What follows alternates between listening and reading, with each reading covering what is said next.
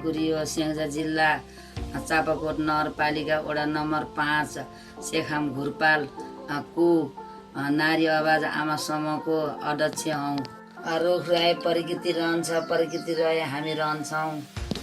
रुख रोपम प्रकृति जोगाम भन्ने मूल नाराको साथ उइलोक पिपलले असार 1 गतेदेखि साउन 15 गतेसम्म देशव्यापी रूपमा चलाउन लागेको चौतारी महाअभियान सबै जोडिन हुन अनुरोध छ। कोरोना भाइरसको महामारी विश्वव्यापी रूपमा छ।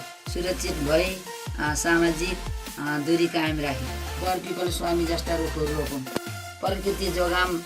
धन्यवाद।